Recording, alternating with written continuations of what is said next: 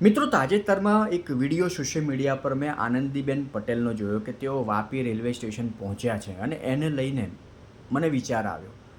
એક સવાલ ઊભો થયો જે વારંવાર સોશિયલ મીડિયા પર ચર્ચાનો વિષય બને છે કે દેશમાં વીઆઈપી કલ્ચર ક્યારે પૂરું થશે કે ખતમ થશે.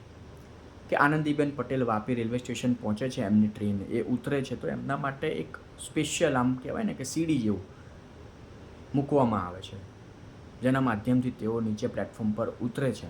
એમને સુવિધા આપવામાં આવે છે, વીઆઈપી સુવિધા કહી શકાય. ઘણો બધો કાફલો છે ત્યાં એમના સ્વાગત માટે. હવે મૂળ મુદ્દો એ છે કે આપણા દેશમાં ઘણી બધી વૃદ્ધ મહિલાઓ, માતાઓ રોજ ટ્રેનમાં મુસાફરી કરે છે અને આનંદીબેન પટેલ એમની ઉંમર છે, આપણે માનીએ કે એમને સુવિધા એમની ઉંમર પ્રમાણે કદાચ આપવામાં આવી હોય, પણ આપણા દેશમાં ઘણી બધી વૃદ્ધ મહિલાઓ, માતાઓ પણ આ રીતે મુસાફરી કરે છે. ઘણી બધી વખત તમારામાંથી ઘણા બધા લોકોએ અનુભવ કર્યો હશે કે વીઆઈપી કાફલો નીકળવાનો હોય અને સિગ્નલ પર ઘણી મિનિટો સુધી, લાંબી મિનિટો સુધી સામાન્ય જનતાને, પબ્લિકને ઊભી રાખવામાં આવે છે. આ સિવાય પણ કોઈ કાર્યક્રમો માટે રસ્તા રોકી દેવામાં આવે છે. રોડ શો કે પછી મોટા કોઈ તાઇફા હોય એના માટે રસ્તાઓ બંધ કરી દેવામાં આવે છે. લોકોને ફરીને જવું પડતું હોય છે, લાંબો રૂટ પકડવો પડતો હોય છે. પ્રધાનમંત્રી, ગૃહમંત્રી, મુખ્યમંત્રી કે હવે તો કોર્પોરેશનને લઈને પણ કોઈ કાર્યક્રમ હોય તો ત્યાં એસટી બસ કે પછી છેલ્લે કોર્પોરેશનનો કાર્યક્રમ હોય તો લાલ બસ આપણી એએમટીએસની કે પછી કોઈ પણ શહેરની લોકલ બસો એને મૂકી દેવામાં આવે છે ભીડ ભેગી કરવા માટે.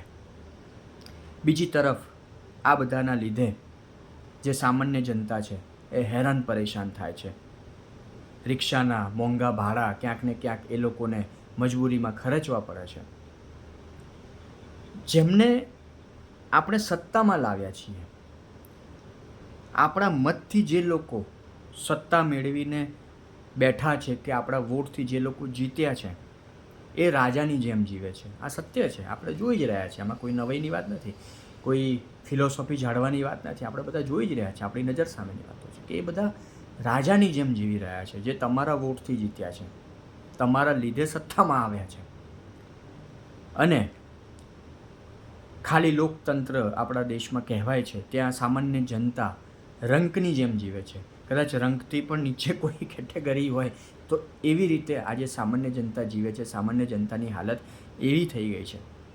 રોજ ડગલે ને પગલે આપણે ટેક્સ ભરીએ છીએ. ફક્ત ઇન્કમ ટેક્સની વાત થોડી છે. મેં ઘણીવાર મારા વિડીયોમાં વાત કરી છે કે ફક્ત ઇન્કમ ટેક્સની વાત નથી.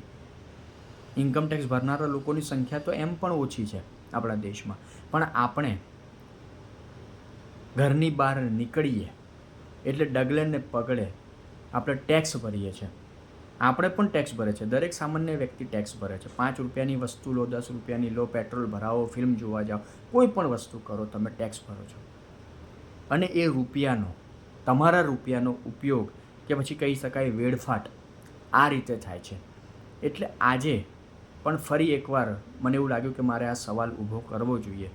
જે મેં આગળ વાત કરી તે પ્રમાણે સોશિયલ મીડિયા પર આને લઈને ચર્ચાઓ ઘણીવાર ચાલતી હોય છે કે દેશમાં આ વીઆઈપી કલ્ચર ક્યારે ખતમ થશે.